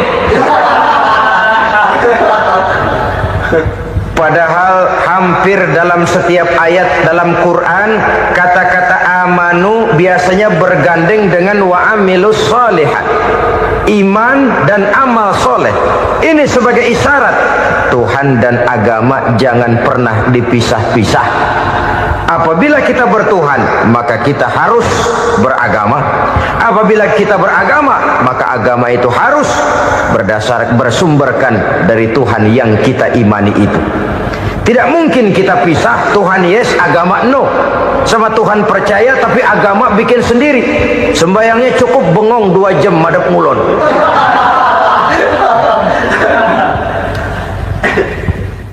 Saudara-saudara kaum muslimin rahimakumullah. Jadi dengan demikian, agama yang kita akui merupakan unsur mutlak di dalam pembangunan sekarang ini, merupakan bagian dari kehidupan yang menuntun kita bahwa di balik alam nyata ini, di balik alam syahadah ini ada alam gaib. Dan mudabbir, murabbi, yang mengatur, yang menguasai, yang memelihara, baik dia alam nyata, baik dia alam gaib, tidak lain adalah Allah Subhanahu wa ta'ala. Di sana ada satu super power, satu maha kekuatan yang kita perlu bersandar kepadanya. Sebagai makhluk nyata yang hidup di alam nyata, berbuatlah secara nyata sebagaimana harusnya kita berbuat. Karena Islam jelas bukan agamanya orang pemalas. Islam jelas bukan agamanya orang yang mengajarkan setelah selesai sholat boleh duduk, nggelenggem ayam-ayam, ndelohom, menghitung bintang di langit sambil menunggu keajaiban. Tidak. Islam adalah agama yang mengajarkan apabila sholat sudah selesai kamu kerjakan, bertebaranlah di permukaan bumi, cari karunia Tuhanmu. Jangan hidup berpangku tangan menunggu keajaiban, karena hidup bukan undian. Jangan berharap untung besar tanpa mau peras keringat. Tapi di sebalik itu toh kita juga harus yakin bahwa di sisi usaha nyata yang kita lakukan ada satu super power, satu maha kekuatan gaib yang menentukan berhasil dan tidaknya usaha kita. Kepercayaan kepada hal semacam inilah yang mendorong kita untuk mempunyai sandaran vertikal, agar jikalau usaha ini berhasil, kita tidak lupa diri dan lupa daratan. Jikalau usaha ini gagal, kita tidak putus asa dan buruk sangka, tidak cupik pandangan dan sempit hati, tapi mampu melihat persoalan dengan kacamata putih sambil husnuzon kepada Allah Subhanahu wa ta'ala. Kita percaya malaikat itu ada. Ada yang namanya Raqib dan Atid, mengawasi gerak hidup kita sampai kepada gerak hati kita. Ini memberikan sugesti agar kita berhati-hati, tidak sejengkal tanah pun kita bisa berlindung dari pengawasan Raqib dan Atid. Ada Munkar Nakir yang akan menyoal kita di alam kubur. Ada malaikat Malik, penjaga neraka. Ada malaikat Ridwan yang menjaga surga. Kita percaya kepada adanya jin, kita percaya kepada adanya setan, iblis. Percaya kepada adanya, bukan mempercayai si setan, si iblis lalu menjadikannya sebagai teman. Tidak. Percaya bahwa mereka itu ada dan merupakan makhluk Allah yang gaib yang diciptakan Allah Azza wa Jalla. Kepercayaan kepada alam gaib memberikan motivasi terhadap gerak lahir manusia, sehingga dengan motivasi kepercayaan kepada yang gaib, gerak lahir jadi lebih terarah, jadi lebih terpelihara. Pernah seseorang bertanya, "Pak, apakah adanya akhirat bisa dibuktikan secara ilmiah?" Saya bilang tidak bisa, tidak bisa. Kenapa? Karena yang berangkat nggak pernah pulang kembali lagi. Kalau dia pulang kemari bisa kita tanya bagaimana enak di sono. Cuma secara moral saya katakan, lebih beruntung orang yang percaya kepada akhirat daripada yang tidak. Sekarang saudara percaya akhirat ada, lalu saudara baik-baik di dunia, sholat, puasa, zakat, menolong orang lain, menebarkan kebajikan. Saudara mati, andai kata akhirat tidak ada, toh dalam hidup saudara sudah berbuat baik, paling tidak nama saudara akan dikenang sebagai orang baik. Sebaliknya, saudara percaya, kata saya, bahwa akhirat tidak ada, lalu hidup semau-maunya, tenggelam dalam maksiat dan munkarat, menentang Allah, tidak mau ruku dan sujud. Lalu saudara mati, kemudian akhirat ada. Ayo, mau apa? Bekal tidak punya. Jadi secara moral lebih beruntung orang yang percaya kepada adanya akhirat daripada yang tidak percaya. Dan itu alam gaib yang tidak bisa dibuktikan secara eksat. Jangankan untuk membuktikan seperti itu, dalam kehidupan sehari-hari saja yang kita rasakan tidak selalu berbentuk toh. Angin, bagaimana sih bentuknya angin? Kita tidak tahu. Merah, artinya kalau dikerok merah. Yang merah itu kulit, yang kulit kita bukan anginnya. Sakit, rasa sakit itu ada, tapi bagaimana bentuk sakit kita nggak pernah tahu. Kalau kita makan cabai pedas, bagaimana bentuk pedas itu tidak ada, tapi rasa ada. Bentuk pedas hijau, cabainya bukan pedasnya. Tidak semua yang kita rasakan bisa kita gambarkan dalam bentuk yang konkret. Oleh karena itu, sekali lagi bahwa kepercayaan kepada alam yang gaib mampu memberikan satu sugesti yang menata kehidupan seseorang lebih lurus, lebih terarah, dan lebih terkendali. Maka wajar kalau kepercayaan kepada yang gaib mengantarkan seseorang untuk meraih kemenangan. Kenapa? Dia percaya kepada yang gaib, bahwa akhirat ada, bahwa alam kubur ada, bahwa pertanggungan jawab itu ada. Maka dia lalu tidak hidup saenae udele dewe, itu loh. Tidak hidup menurut seleranya sendiri, terarah, teratur. Ini cirinya yang pertama. Orang bertakwa yang akan meraih kemenangan, mereka beriman, mereka percaya kepada yang gaib. Bahkan hal-hal konkret saja selalu berangkat dari yang gaib. Saudara-saudara, para remaja, para pemuda sekarang ini tidak pernah tahu toh siapa yang akan jadi teman hidup saudara. Kita bisa saja ngerancang, mentargetkan, tapi toh akhirnya yang namanya jodoh bukan kekuasaan kita. Rezeki di luar kemampuan kita. Begitu juga ajal. Maut, jodoh, ajal adalah contoh-contoh konkret bahwa pada akhirnya yang gaiblah yang menentukan. Bertahun-tahun ngelancong, emang jodoh seret nggak jadi.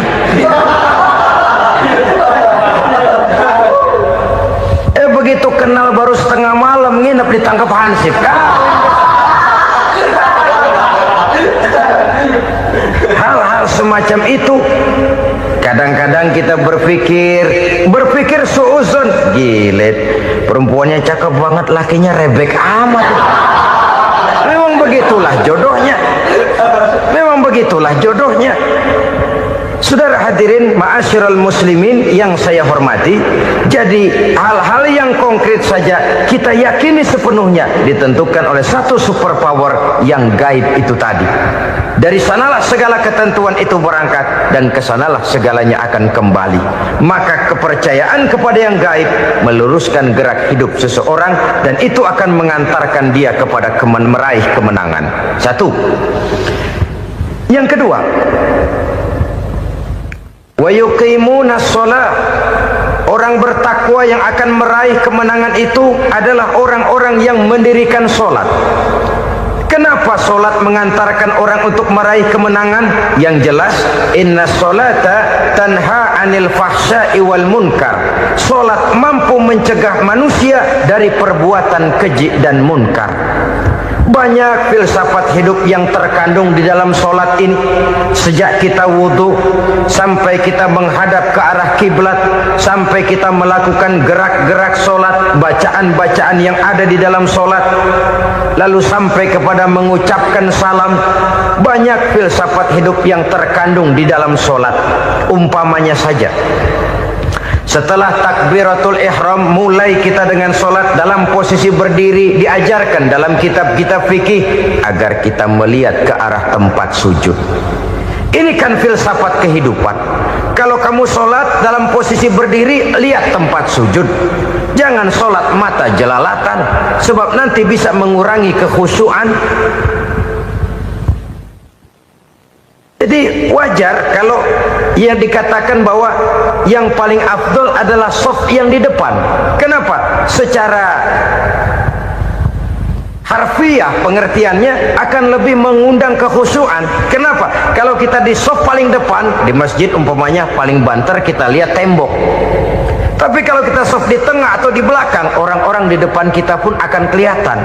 Yang bajunya loreng, yang bajunya genggang, yang bajunya macam-macam. Kita lihat, kadang-kadang kita pikirin, ada yang bajunya bolong. Kita sholat tapi dalam hati, ini orang bajunya robek yang nggak tahu apa. Ada saja hal-hal yang mengusik kekhusyuan kita. Oleh sebab itu diajarkan dalam posisi berdiri, lihat, arahkan pandangan matamu kepada tempat sujud.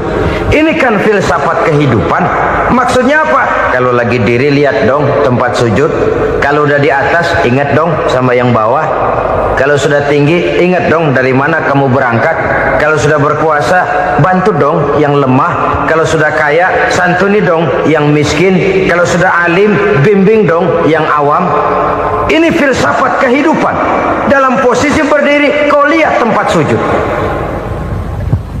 Ini akan melahirkan kepekaan sosial di mana seseorang mau tahu kepada orang lainnya. Bagaimanapun kaya kita, tinggi pangkat dan jabatan kita, jikalau hidup hanya untuk kepentingan perut sendiri saja, rasanya belum membawa manfaat di dalam kehidupan kita. Tapi efek yang tertinggi sesungguhnya, sholat mencegah manusia dari perbuatan keji dan munkar. Perbuatan keji dan munkar walaupun kelihatannya mendatangkan uang, membawa keuntungan, tapi itu keuntungan semu, keuntungan sementara.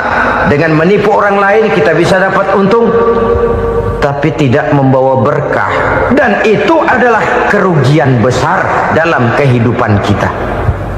Maka untuk meraih kemenangan harus dimulai dengan membentuk kepribadian yang tegar, memiliki sandaran vertikal yang langsung kepada Allah Subhanahu wa taala, dan itu hanya bisa kita tempuh melalui jalur ibadah formal yang sudah ditentukan Allah, yakni solat yang 5 waktu.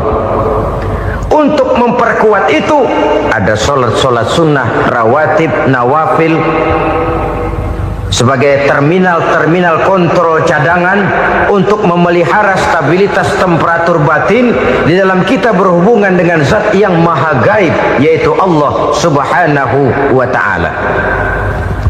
Orang sering bertanya, Pak, itu tetangga saya nggak sholat, duitnya nggak habis-habis, Pak. Nggak sholat tapi mobilnya tambah terus, nggak sholat tapi usahanya makin maju. Tapi di sisi lain ada orang yang rajin sholat, rezekinya butak bener.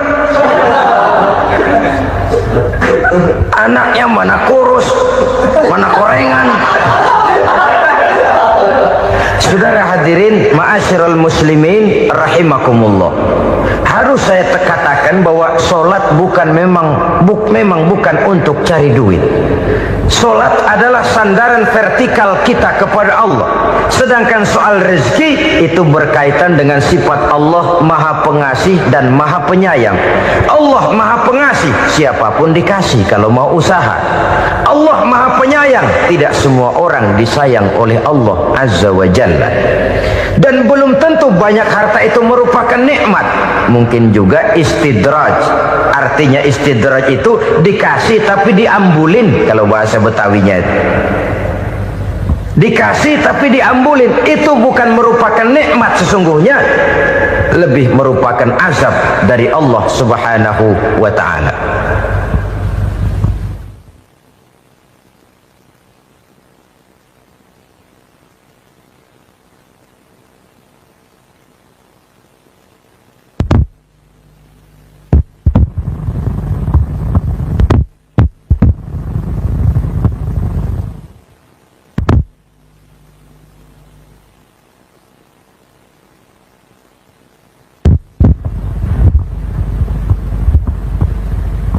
Agama mempunyai sistem solat, dan kita umat Islam telah dituntun oleh Allah Subhanahu wa ta'ala yang wajibnya 5 kali dalam sehari semalam mendirikan solat, dan itu tentu berada dalam jangkauan kemampuan manusia.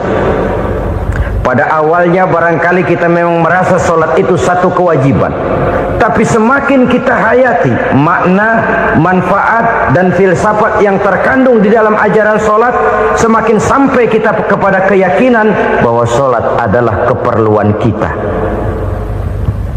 Sehingga pada waktu tertentu dinilai puncaknya, kita tidak lagi akan berkata saya wajib solat, tapi kita akan berkata saya perlu solat. Kalau kita sudah merasakan itu adalah keperluan kita, nah di sanalah kita baru akan merasakan ruginya kalau hal itu tidak kita laksanakan. Sepanjang kita masih berkata saya wajib sholat, kita akan lebih merasakan dia sebagai beban ketimbang sebagai keperluan. Yang jelas Allah tidak memerlukan ibadah yang kita laksanakan ini. Dengan kata lain, andai kata satu dunia penuh ini orang tidak ada yang sholat satu pun, Allah tidak akan turun dari jabatan Tuhan. Jangan lalu berpikir kalau kita ngambek se-RW kagak sembahyang Tuhan tekor kali ini ya. Tentu tidak, itu perlunya kita, bukan perlunya Allah. Dan pada induknya kita akan berkata saya perlu agama. Kalau secara induk kita sudah memerlukan agama, maka konsep-konsep yang ada di dalam ajaran agama itu pun adalah juga merupakan keperluan kita. Baik dia bernama sholat, baik dia bernama puasa, baik dia bernama zakat, baik dia bernama haji, seluruhnya adalah keperluan kita. Dan sesuatu yang kita perlukan apabila tidak kita laksanakan akan melahirkan kerugian di dalam kehidupan. Jangan heran kalau kita membaca riwayat perjalanan hidup para salafus soleh, orang-orang soleh. Ada yang tahajud sampai 100 rakaat, ada yang sholat malam kakinya sampai bengkak. Kita sekalinya bengkak biri-biri. Ada yang sholat membaca surah dalam Al-Quran sampai khotam Quran. Kok mau? Mereka sudah merasakan itu keperluan. Itu saja soalnya. Satu saat pun jikalau kita merasa bahwa itu keperluan saya, kita pun akan melaksanakan seperti itu. Keperluan saya dalam kehidupan. Inilah yang kedua. Yang ketiga, orang bertakwa yang akan meraih kemenangan itu, wa mimma razaqnahum yunfikun. Mereka membelanjakan sebagian daripada rezeki yang diberikan Allah kepada mereka. Mereka infakkan di jalan Allah. Ada satu dialog menarik. Satu hari seorang anak muda bertemu dengan seorang kakek-kakek yang sudah dikenalnya baik. Bertanyalah anak muda ini, "Kek, umur kakek berapa tahun?" 15 tahun, kata si kakek. "Anak kakek berapa orang?" 1. "Harta kakek berapa banyak?" 15 juta. Si anak muda ini bengong, lalu protes, "Kok kakek bohongin saya?" "Kenapa?" "Saya tahu umur kakek 70 tahun. Kenapa ngaku 15? Saya tahu anak kakek 5. Kenapa bilang 1? Saya tahu kakek miliuner, miliaran uang kakek. Kenapa ngaku cuma 15 juta? Begini, kata si kakek tadi. Benar, umur saya 70 tahun. Tapi dari umur yang 70 tahun itu baru 15 tahun terakhir ini saya merasakan ibadah kepada Allah. Meninggalkan maksiat, jauh dari segala macam munkarat. Maka yang 15 tahun inilah yang benar-benar saya rasakan sebagai umur saya. Benar anak saya 5, tapi yang 4 susah diatur. Cuman 1 rasanya nih yang bakal jadi si buah hati, belahan jantung, pelanjut cerita penerus sejarah. Cuma 1 ini yang saya harapkan, yang akan jadi anak soleh, yang akan membuat saya menerima pensiunan pahala. Kalau yang 4 apek dah, nggak ada harapan. Yang 1 nyekek botol melulu. Oh begitu, iya. Lalu kenapa kakek bilang harta kakek cuma 15 juta padahal saya tahu kakek uangnya miliaran, depositonya banyak? Ya karena 15 juta itulah yang saya ingat, yang pernah saya belanjakan di jalan Allah. Saya merasa itulah harta saya yang sebenarnya. Yang miliaran yang saya simpan di bank kelak, kalau saya satu saat saya mati, akan jadi rebutan di antara anak-anak saya. Iya kalau anak saya soleh kayak yang 1 ini. Kalau yang 4 tadi udah tulen dia bakal berantem dah berebut tuh. Jadi 15 juta yang saya belanjakan di jalan Allah inilah yang saya merasakan benar-benar harta saya yang sesungguhnya. Dialog ini patut menjadi bahan renungan kita bersama. Diberikan kita umur 40, 50, 60, 70, 80. Berapa tahun dari umur yang diberikan itu yang jalan mulus, yang kita gunakan untuk melaksanakan ibadah? Banyak harta kita simpan di bank, di lemari, di dompet, di tas. Tapi berapa yang sudah kita depositokan di jalan Allah yang akan menemani kita di hari kita kembali nanti? Maka orang bertakwa yang akan meraih kemenangan, wa mimma razaqnahum yunfikun, mereka membelanjakan sebagian dari rezeki yang diberikan Allah di jalan Allah Subhanahu wa ta'ala. Ma'asyiral muslimin rahimakumullah. Zahirnya memang kita memberikan kepada orang lain, tapi hakikatnya kita menyimpan untuk diri kita sendiri. Kita memberikan kepada yatim piatu 25.000. Zahirnya kita memberikan si yatim, hakikatnya kan kita cuma nyimpan. Saya berikan, titip kepadamu, ini untuk saya di akhirat. Kau boleh belikan baju, kau boleh belikan untukmu makan, kau boleh bayarkan sekolahmu. Ini untuk saya hakikatnya. Kita nyumbang masjid 1 juta, zahirnya kita berikan kepada panitia masjid, tapi hakikatnya kan cuma titip 1 juta ya, untuk saya di alam kubur nanti. Silahkan kau boleh belikan semen, ini uang, belikan besi, belikan pasir. Saya cuma sekedar titip untuk kepentingan saya.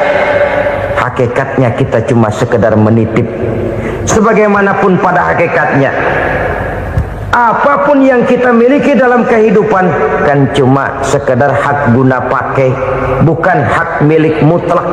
Harta kita, rumah kita, kendaraan kita, kebun kita, pabrik kita, hak guna pakai saja. Hak milik mutlak cuma untuk Allah Subhanahu wa ta'ala. Saudara-saudara kaum muslimin rahimakumullah, ini yang ketiga. Kemudian yang keempat, orang-orang bertakwa yang akan meraih kemenangan, allazina yu'minuna bima unzila ilaika. Mereka yang beriman, mereka yang percaya kepada apa yang telah diturunkan kepadamu Muhammad, ay Al-Quran, yakni Al-Quranul Karim. Setelah percaya kepada yang gaib, mendirikan solat, kemudian menginfakkan sebagian dari rezeki yang diberikan Allah, mereka juga lalu percaya kepada yang diturunkan terhadap Nabi, yaitu tidak lain Al-Quranul Karim. Sekali lagi di sini, percaya bukan hanya sekedar percaya saja, tetapi percaya lalu menjadikan Al-Quran itu sebagai pedoman hidup. Sebab memang Al-Quran itu adalah GBHM, garis-garis besar haluan muslim. Apa yang harus kita lakukan, apa yang harus tidak kita lakukan, bagaimana mestinya kita bertingkah laku dan berbuat, seluruhnya tercantum di dalam Al-Quranul Karim. Itu sebabnya ketika satu hari Aisyah ditanya, bagaimana akhlak Rasul? Beliau menjawab, kana Rasulullah sallallahu alaihi wasallam khuluquhul Quran. Akhlak daripada Rasulullah tidak lain adalah Al-Quran. Jawaban simpel ini memberikan gambaran bahwa keseluruhan daripada konsepsi Quran sudah diterjemahkan dalam kehidupan Rasulullah sallallahu alaihi wasallam. Karena kita tahu akhlak adalah keseluruhan dari gerak hidup manusia. Sejak ia berpribadi, berumah tangga, bertetangga, bermasyarakat, sampai kepada berbangsa dan bernegara, Al-Quran tetap memberikan sentuhan nilainya.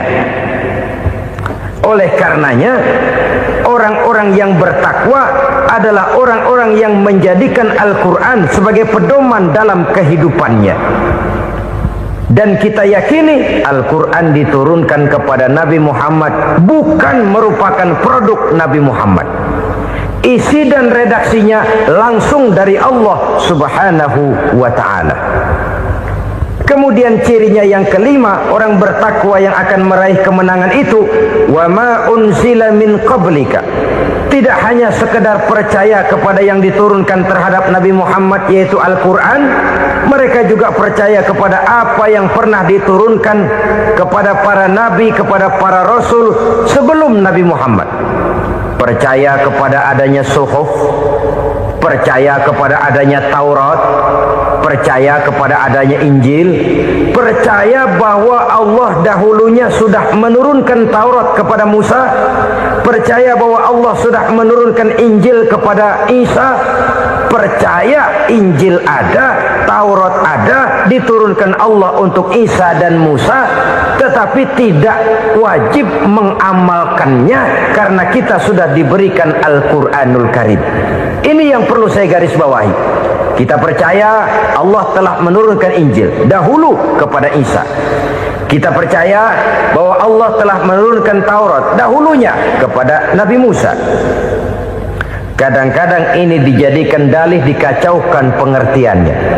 Quran saja mengajarkan bahwa orang yang bertakwa harus percaya kepada Injil, maka pakailah Injil. Apalagi kalau ayat sebelumnya ditilap, dihapus, dihilangkan, Injilnya yang ditekankan, maka akan terjadilah penekanan yang salah arah. Karena salah arah akhirnya bisa merusak dan menghancurkan akidah. Ketika Rasul suatu saat pernah ditanya orang, "Ya Rasul, bagaimana sikap kita sebagai muslim terhadap Injil yang ada sekarang?" Beliau menjawab, "La tukadzibuhu jami'an wa la tusaddiquhu jami'an."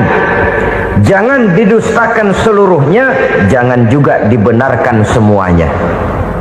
Artinya, ini sudah merupakan gambaran dari Rasul bahwa dalam Injil yang ada sekarang masih ada ajaran-ajaran tauhid yang dibawa oleh Nabi Isa dan diajarkan kepada umatnya. Tapi juga dalam Injil yang sekarang ini sudah terkena intervensi dan investasi manusiawi. Karena itu Rasul menyimpulkan, la tukadzibuhu jami'an wa la tusaddiquhu jami'an. Jangan didustakan semua, jangan dibenarkan seluruhnya. Kita memang percaya Allah telah menurunkan Injil kepada Nabi Isa dulu, tapi kita tidak wajib mengamalkan Injil. Kita percaya Allah telah menurunkan Taurat kepada Nabi Musa, tapi kita tidak wajib mengamalkan kitab ajaran Taurat. Yang wajib kita percayai dan kita amalkan hanyalah Al-Quranul Karim. Kenapa? Oleh karena baik yang ada di dalam Taurat, baik yang ada di dalam Injil, tentu tercakup di dalam Al-Quran sebagai kitab terakhir yang diturunkan oleh Allah Subhanahu wa Ta'ala. Dan itu wajar. Kalau seorang pejabat mau mengeluarkan satu keputusan baru, tentu dia harus meninjau keputusan-keputusan lama. Andai kata dianggap tidak berlaku, dianggap tidak relevan lagi, maka keputusan-keputusan lama itu tentu sudah dianggap tidak berlaku. Sebagian daripada aturan-aturan dalam keputusan lama yang masih dianggap relevan tercantum dalam keputusan baru yang wajib diamalkan. Begitulah hubungannya antara Al-Quran, Taurat, Zabur, dan Injil. 4 kitab samawi yang diturunkan Allah masing-masing kepada Zabur untuk Nabi Daud, Taurat untuk Nabi Musa, dan Injil untuk Nabi Isa alaihi wassalatu wassalam. Ketiga-tiga kitab itu kita percayai adanya. Kita yakini Allah telah menurunkan Zabur, Taurat, dan Injil. Tapi kita tidak wajib mengamalkannya. Yang wajib kita mengamalkannya sekarang ini tidak lain hanyalah Al-Quranul Karim saja. Karena ia mencakup apa yang ada di dalam Zabur, apa yang ada di dalam Taurat, dan apa yang ada di dalam Injil. Keotentikannya bisa dipertanggungjawabkan. Ya, tapi kan Nabi Muhammad sudah mati 14 abad yang lalu, dan di zaman beliau Al-Quran kan belum dikodifikasikan, belum ditulis. Bagaimana keotentikannya bisa dipertanggungjawabkan? Mudah saja. Allah berjanji, "Inna nahnu nazzalna dzikra wa inna lahu lahafizun." Kami yang menurunkan Al-Quran dan kami yang akan menjaga dan memeliharanya. Allah turunkan Quran, Allah menjaganya. Bagaimana cara Allah menjaga Al-Quran itu? Banyaknya orang-orang yang hafaz Al-Quran. Hafaz Al-Quran 30 juz, 114 surah, 6.666 ayat. Sehingga jangankan satu kata, jangankan satu ayat, satu kalimat saja berubah sudah akan timbul reaksi dan mudah dimengerti. Kenapa? Banyak orang-orang yang hafaz Al-Quran. Sedangkan pada setiap akhir tahun biasanya malaikat Jibril selalu mengadakan checking terhadap ayat-ayat yang diturunkan pada waktu itu. Di zaman Nabi sendiri sudah ada usaha kodifikasi. Dan yang lebih luar biasa lagi, sampai hari ini tidak seorang pun mampu membuat satu ayat saja semacam Al-Quran. Ke bahasa manapun dia diterjemahkan, naskah aslinya tetap ikut. Rujukan dasarnya tetap ada. Berdasarkan itu, maka tidak mungkin terjadi penyelewengan terhadap atau pemalsuan terhadap ayat-ayat Al-Quranul Karim. Kesuciannya, keotentikannya, kemurniannya bisa dipertanggungjawabkan. Ma'asyiral muslimin rahimakumullah. Oleh karenanya, konsepsi dasar daripada ajaran Islam ini memang tidak lain adalah Al-Quran dan Sunnah. Isi daripada agama Islam yang merupakan iman, Islam dan ihsan, konsepsi dasarnya tidak lain adalah Al-Quran dan Sunnah Rasulullah Sallallahu Alaihi Wasallam. Maka yang kita perlukan sekarang ini adalah terjemahan Al-Quran di dalam kehidupan kita. Dengan demikian, maka gaya kehidupan yang lebih Qurani itulah yang kita dambakan. Kita perlu memang terjemahan Quran dalam bahasa Inggris, dalam bahasa Belanda, dalam bahasa Jepang, tapi yang lebih kita perlukan adalah terjemahan Quran di dalam kehidupan kita. Konsekuen, tidak memanipulasi, ringan sama kita jinjing, berat sama kita pikul. Jangan kalau lempengan ayat Quran tuh kira-kira enak diamalin, keras teriakan kita. Giliran kira-kira ayat Quran itu mukul kepala kita sendiri, diam kita. Itu ciri yang pernah disindir Allah dalam awal-awal Baqarah juga. Ciri beragamanya orang yang munafik. Kullama adha'a lahum masyawfi, kata Allah, wa iza azlama alaihim qamu. Apabila terang mereka jalan, apabila gelap mereka berhenti. Artinya, kalau kira-kira di Islam nguntungin, rame-rame pada teriak Islam. Tapi ketika diminta untuk berjuang, ketika dituntut untuk berkorban, rame-rame mengundurkan diri. Nasib agama tidak ubahnya seperti daun pisang yang dikait orang di tepi jalan lantaran tak berpayung di ketika hari hujan. Manakala hujan usailah sudah, daun itu pun dicampakkan di tepi jalan, diinjak pula orang nan lalu. Artinya, orang menjadikan agama cuma sebagai lipstick, decoration only, tidak konsekuen. Hanya pada saat-saat kelihatannya Islam membawa keuntungan, rame-rame orang teriak-teriak tentang Islam. Tapi jikalau diminta berjuang, jikalau dituntut untuk berkorban, biasanya rame-rame juga mengundurkan diri. Jangan heran kalau mayoritas hitungan kita, tapi minoritas peranan kita. Kuantitas kita dalam jumlah, tapi dalam kualitas kita lebih sering jadi penonton daripada jadi pemain. Padahal itu sangat tidak boleh terjadi. Umat Islam di Indonesia harus bangkit. Umat Islam di Indonesia harus sadar akan keberadaannya. Tidak boleh hanya jadi penonton berpangku tangan, karena memang agama kita juga mengajarkan untuk konsekuen di dalam menjabarkan ajaran-ajaran daripada agama kita. Kita sering jatuh menjadi umat yang lemah oleh karena kita ini tidak pandai menggalang kebersamaan yang diakibatkan tidak konsekuennya kita.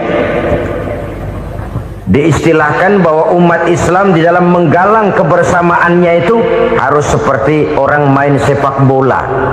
Saudara-saudara kan tahu orang main sepak bola itu. Orang main sepak bola, kalau pertandingan belum dimulai sih silakan saja kumpul di luar lapangan, atur strategi yang baik. Tapi kalau pertandingan sudah dimulai, turun ke lapangan hijau, jangan kumpul terus. Ada sepak bola gotong royong, mundur-mundur rame-rame, depan ke depan kumpul melulu mainnya. Kalah. Orang main sepak bola itu ya harus ada penyerang tengah, harus ada penjaga gawang, harus ada strikernya, harus ada kiri luarnya, kanan dalamnya yang jadi backnya. Posisi boleh bermacam-macam, tapi yang penting saling ngoper untuk menggolkan gawang lawan. Begitulah umat Islam ini. Boleh ada yang jadi pejabat, boleh ada yang jadi pengusaha, boleh ada yang jadi petani, silakan ada yang jadi seniman, ada yang jadi penyair, ada yang jadi artis sekalipun. Tapi kalau sudah berhasil menguasai bola, jangan lupa operannya. Operan itu yang langka. Kita ini muslim kadang-kadang kalau sudah memegang menguasai bola, kalau belum mau mampus, belum mau ngoper. Nanti kalau sudah nggak punya bola, baru mau ngoper. Kalau sudah dengar-dengar mau dekat pensiun, baru mau jihad, baru mau berjuang, baru mau ngurus pesantren. Tanda tangan sudah tidak laku, memo sudah tidak dihargai, baru mau berjuang. Kemarin kemana mas? Kita tidak pandai memanfaatkan posisi. Dengan kata lain, kalau kembali kepada persoalan kita, konsekuensi kita terhadap agama yang kita anut ini belum ideal. Kita masih lebih sering berislam ini pada saat-saat yang menurut perhitungan kita membawa keuntungan. Tapi kalau diminta berjuang, dituntut berkorban, yang itu pun hakikatnya adalah untuk kepentingan kita juga. Allah tidak pernah menuntut kita untuk jihad bagi kepentingan Allah, itu tidak. Berjuang menegakkan agama Allah, apakah untuk kepentingan Allah? Tidak. Untuk kepentingan kita. Sebab nilai-nilai jihad itu pada akhirnya akan membawa kita kepada suatu kebahagiaan. Setidaknya kalau tidak di dunia, tentu di akhirat sebagai syahid. Oleh karena itu, pada bagian akhir ini saya ingin mengajak, marilah kita konsekuen. Sekali kita berkitabkan Al-Quranul Karim, mari dia kita jadikan pedoman. Jangan cuma kita jadikan sebagai penghias dinding, pelengkap rumah, bahwa di rumah kita ada Al-Quran, tapi yang baca kecoa. Habis pada bolong tuh Quran. Yang penting kan punya Quran. Ditaruh di pintu rumah, biar apa? Biar kuntilanak kagak masuk katanya. Ya, apa itu nasib Quran? Cuma kerjanya jaga pintu, ngusir kuntilanak, ngusir memedi. Bagaimana kita hidup menurut tuntunan Al-Quran? Kadang-kadang tidak pernah menjadi masalah bagi kita. Maka bagaimanakah Al-Quran akan mungkin membawa keberkahan dalam hidup kalau ajarannya kita injak-injak dalam keseharian kita? Mewujudkan gaya hidup yang lebih Qurani, itulah yang akan kita rintis di dalam kehidupan kita, bertahap, step by step, menurut kemampuan yang ada pada kita. Jika jalan ini tidak bisa kita selesaikan, percayalah akan ada generasi penerus yang akan melanjutkan usaha dan cita-cita mulia itu. Jadi percaya kepada Taurat, percaya kepada Injil, sekedar percaya Allah dahulunya sudah menurunkan itu, tapi kita tidak wajib mengamalkannya. Kenapa? Generasi Injil masa berlakunya sudah kedaluarsa. Taurat masa berlakunya sudah kedaluarsa. Injil pernah berlaku untuk orang Nasrani di zaman Nabi Isa. Taurat pernah berlaku untuk orang Yahudi di zaman Nabi Musa. Setelah generasinya berlalu, datang Rasul penutup yang membawa Al-Quranul Karim. Maka Al-Quran itulah yang berlaku menjadi pedoman sampai hari akhir nanti. Jangan jauh dari Al-Quran, karena apabila ini kita lakukan, maka kita akan kembali kepada satu gaya hidup yang jauh dari tuntunan agama, dan itu artinya kita akan semakin jauh untuk meraih kemenangan. Saudara-saudara kaum muslimin rahimakumullah, yang keenam, yang terakhir, orang-orang bertakwa yang akan meraih kemenangan itu wabil akhirati hum yuqinun. Mereka percaya, mereka yakin seyakin-yakinnya akan adanya hari akhir, di mana seseorang akan mempertanggungjawabkan seluruh perbuatannya di dalam hidup ini. Dan tidak ada satu perbuatan yang bagaimana kecilnya sekalipun, yang tersembunyi dalam pandangan manusia, yang tidak akan dibukakan persoalannya di mahkamah Qadi Rabbul Jalil di akhirat nanti. Itulah sebabnya maka percaya kepada akhirat disebut secara khusus. Padahal di awal tadi sudah dijelaskan yu'minuna bil ghaib, percaya kepada alam gaib, dan alam gaib ini termasuk akhirat. Kenapa pada bagian akhir disebut lagi akhirat? Karena ternyata bahwa kepercayaan kepada adanya akhirat merupakan induk dari kepercayaan terhadap adanya malaikat, setan, jin, dan lain sebagainya, dan akan lebih memberikan sugesti dalam kehidupan manusia untuk meluruskan gerak hidupnya. Jikalau satu saat tergerak hati akan berbuat kejahatan, ingin mencuri, sadarlah, awas, ada akhirat. Sebab kalau kita cuma teriak, awas, ada polisi, itu cuma tertunda sementara. Begitu polisi meleng, embat. Kalau kita ingin berbuat jahat, cuma berteriak, awas, ada hansip, cuma sementara, kehansip itu ada. Tapi Tapi kalau ceritanya awas, ada akhirat. Mau menyeleweng, awas, ada akhirat. Mau berjudi, awas, ada akhirat. Mau mencuri, awas, ada akhirat. Keyakinan yang akan meluruskan gerak hidup manusia sehingga gerak itu jadi lebih terarah dan terkontrol, tidak merugikan baik diri sendiri, lebih-lebih orang lain.